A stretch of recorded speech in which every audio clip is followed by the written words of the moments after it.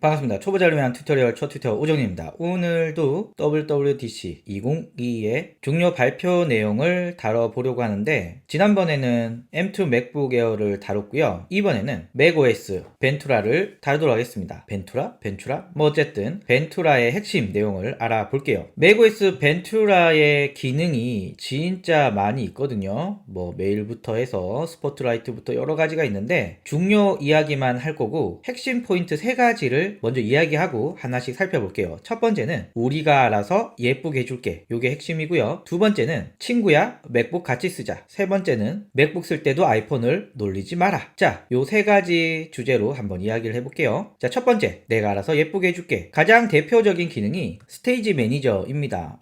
제가 가장 기대하는 기능 중에 하나인데요. 일단 스테이지 매니저는 여러분들의 맥 화면이 이렇게 지저분할 때 여기 스테이지 매니저 버튼이 있거든요. 얘를 클릭을 하면 순식간에 이렇게 바뀌게 되고요. 앱 간의 이동도 보시면은 이렇게 자연스럽게 할 수 있다. 그래서 여러분이 화면에 여러 가지를 띄워놨지만 우리가 예쁘게 정리를 해줄게. 아직 써보지는 않았지만 작업할 때 앱 간의 전환이 굉장히 빠를 것 같고요. 그리고 이 기능은 아이패드 OS에도 적용이 되어 있습니다. 그래서 아이패드 쓰시는 분들도 맥으로 유혹하기에 굉장히 좋은 기능인 것 같고요. 저는 기본적으로 앱이 5-6개는 바탕에 떠 있거든요. 그러다 보니까 저 같은 사람들에겐 좋을 것 같아요. 다만 걱정은 이쪽 영역을 지금 쓰지 않는 앱들에게 양보를 하는 거잖아요. 그러면 원래는 앱을 키우면 이만큼이나 쓰는 건데 스테이지 매니저를 쓰면 이만큼의 영역을 못 쓰다 보니까 아이맥이나 조금 더 관대하게 생각하면 맥북 프로 16인치 정도는 써도 괜찮을 것 같다라는 생각이 드는데 13인치 M1 맥북 에어라던가 M2 맥북 에어 오히려 이게 화면을 좀 낭비할 수도 있겠다. 그래서 보시면은 스테이지 매니저를 어디서 하고 있느냐, 현재 M 시리즈가 탑재된 가장 큰 모니터인 M1 iMac 24인치에서 보여주고 있습니다. 그래서 스테이지 매니저가 너무 새롭고 좋고 예쁜데 이게 13인치 14인치 화면에서는 화면을 낭비하지 않고 잘 쓸 수 있을까? 이게 뭐 제 개인적인 궁금증입니다. 어쨌든 화면에 나열되어 있는 수많은 앱들을 알아서 예쁘게 보기 좋게 꾸며주는 기능이고요. 안드로이드나 윈도우 같은 경우에는 좀 커스텀에 좀 집중을 했다면 맥OS는 커스텀보다는 내가 알아서 예쁘게 해줄게. 이런 기능들이 점차 늘어나는 것 같습니다. 자, 두 번째는 친구야 같이 맥북 쓰자입니다. 왜냐하면 이번에 그룹 간의 공유가 엄청나게 많아졌습니다. 예전에는 그냥 링크를 보내고 링크를 클릭하고 보는 것, 이게 끝이었는데 지금은 화면같이 웹사이트 링크, 책갈피, 즐겨찾기 모두 공유가 되고요. 그리고 메시지 앱에서 여러 친구들과 함께 애플 TV를 본다거나 디즈니 플러스를 볼 수 있다. 넷플릭스는 아직 언급이 없더라고요. 심지어는 이렇게 앱을 동시에 띄워놓고 동시에 편집을 할 수가 있습니다. 물론 앱이 그룹 간의 편집을 지원해줘야 되지만 대표적으로 애플에서 많이 쓰고 있는 키노트, 페이지 등등등은 모두 지원이 되고 있습니다. 그리고 저 개인적으로 요거 굉장히 좋다고 생각하는데, 내가 사진을 여러 개 가지고 있어. 근데 제가 저희 아내랑 이 사진을 공유하려면 뭐 사진을 따로 보내준다거나 아니면 공유만 걸 수가 있었는데 지금은 같이 들어와서 사진을 편집을 할 수 있고 그룹 구성원들이 각각 찍었던 사진들도 이곳에 동시에 모이게 됩니다. 그래서 여러분들이 어디 놀러 갔어 그러면은 그 놀러 간 친구들과 함께 이 사진을 공유를 하게 되면은 따로 카톡이나 메시지로 보내지 않아도 사진을 같이 볼 수가 있고, 내가 찍은 사진 이외에도 같이 놀러 간 다른 사람이 찍은 사진도 이곳에서 같이 볼 수 있어가지고 굉장히 유용하다. 그래서 iOS나 macOS를 쓰는 사람들끼리 할 수 있는 기능들, 특히 그룹 간에 뭔가 같이 할 수 있는 기능들이 굉장히 추가되었고요.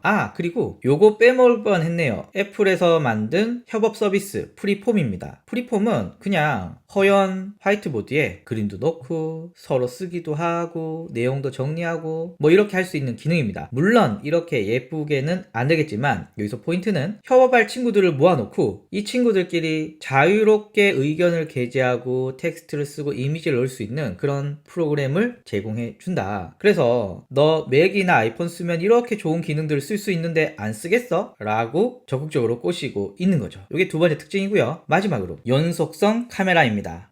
여러분들은 지금 맥을 쓰면서 아이폰은 어디에 있습니까? 전 그냥 구석에 이렇게 나뒹굴어져 있습니다. 자, 그런데 저는 주로 맥을 쓰는 사람으로서 이 아이폰의 카메라가 너무 아깝거든요. 전 아이폰 11을 쓰고 있지만 이 카메라는 지금도 굉장히 나쁘지 않은 카메라인데, 이제 이렇게 맥에 아이폰을 붙이면 이 아이폰 카메라로 촬영을 할 수 있게 됩니다. 물론 과거에도 이런 기능을 쓸 수는 있었어요. 그런데 지금은 벨킨의 스탠드를 사용해서 그냥 얹기만 하면 바로 적용이 되고, 이걸 통해서 센터 스테이지도 되고요, 스튜디오 조명 및 인물 사진 모드도 되고요, 그리고 와이드 카메라가 있는 경우는 이렇게 내 얼굴도 보여주고 이렇게 책상도 보여주고, 와, 이게 정말 괜찮은 것 같아요. 그리고 이 아이폰에 붙어있는 이 스탠드, 이게 벨킨에서 만든 스탠드라고 합니다. 아직 출시는 안 했는데 출시되면 또 가격이 사악하지 않을까? 뭐 일단 이런 생각이 들고요. 어쨌거나 맥북에 좋은 카메라를 탑재하는 건 한계가 있습니다. 특히 노트북의 두께 때문에 카톡티도 할 수 없고 뭐 이런 고민들이 있는데, 이럴 때 아이폰을 쓴다, 요 좋은 아이디어인 것 같습니다. 특히 저처럼 맥을 자주 쓰시는 분들은 아이폰이 놀고 있거든요, 어디엔가. 그래서 아이폰도 놀지 말고 이렇게 네 할 일을 해라. 자, 이렇게 중요한 얘기 3개 해봤고요. 그리고 별로 안 중요한 얘기 몇 가지만 하면, 스포트라이트 기능이 엄청나게 향상되었습니다. 특히 내가 가지고 있는 사진들을 분석해서 이렇게 말 사진이라고 검색하면 정말 말이 나오는데요.